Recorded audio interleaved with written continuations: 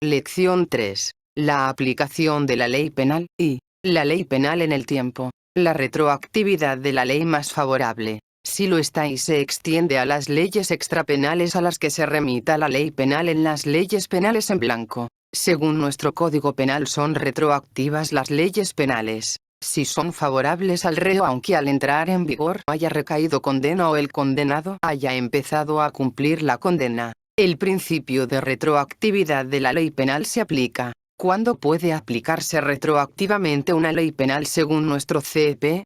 Cuando sea favorable al reo y éste no haya cumplido la condena impuesta. ¿Cuándo pueden aplicarse retroactivamente las leyes penales favorables que derogan leyes temporales? Cuando así se disponga expresamente. El principio de identidad como criterio de aplicación de la ley penal en el tiempo. El principio de retroactividad. El principio básico de la aplicación de la ley penal en el tiempo es el de retroactividad. Si un sujeto ha cumplido en su totalidad una condena privativa de libertad y se aprueba una ley penal más favorable que la que se le aplicó, se tendrá en cuenta la nueva ley a los efectos de cancelación de antecedentes penales. Pedro Luis LL comete un delito encontrándose en vigor la ley A. Cuando ya ha cumplido condena entra en vigor la ley B, que resulta más favorable. Su condena solo será revisada a los efectos de cancelación de antecedentes penales de cara a la posible aplicación de la agravante de reincidencia. Juan comete un delito durante la vigencia de la ley A. Seguidamente se aprueba la ley B que deroga la ley A y más adelante, antes de que se celebre el juicio entra en vigor la ley C que deroga la ley B. La ley B es la más beneficiosa para Juan, pero no estaba en vigor ni cuando éste cometió los hechos ni cuando los mismos deben enjuiciarse. En esta situación, hoy día no hay obstáculo legal expreso para aplicar la ley B. La ley ya fija el límite mínimo de los delitos de hurto en 400 euros. Por debajo de dicha cantidad la comisión de un hurto será castigada como un simple delito leve de hurto.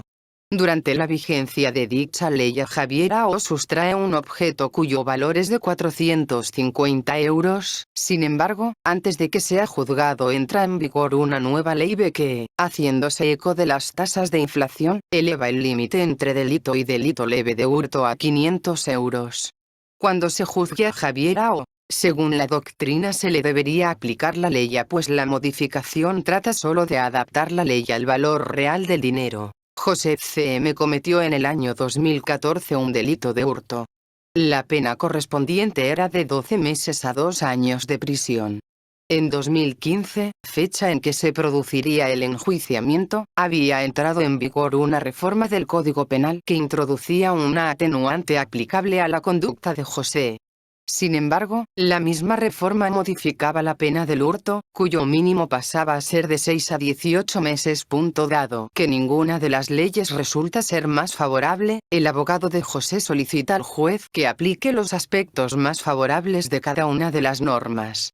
Ante dicha petición, el juez deberá optar por aplicar la ley del 2014 o la ley del 2015, sin que sea posible aplicar los aspectos más favorables de ambas. Los hechos cometidos durante la vigencia de una ley temporal se enjuiciarán conforme a dicha ley salvo que exista una ley posterior más favorable que expresamente permita su aplicación retroactiva a los mismos, tal como establece expresamente el vigente Código Penal, que es la vacatio legis.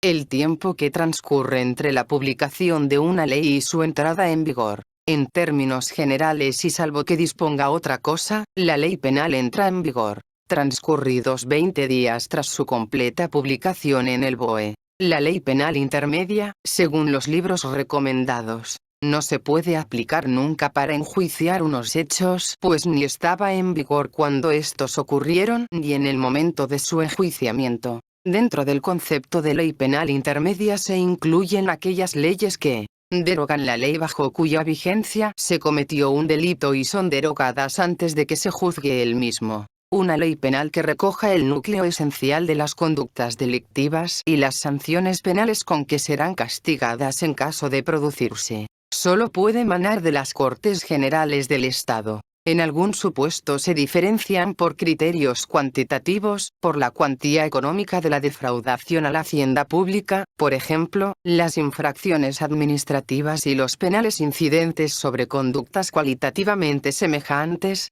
Sí, por ejemplo en los delitos contra la hacienda pública, delito fiscal. Las normas que regulan la responsabilidad civil derivada del delito tienen naturaleza civil, ya que no nacen propiamente del delito, sino del daño.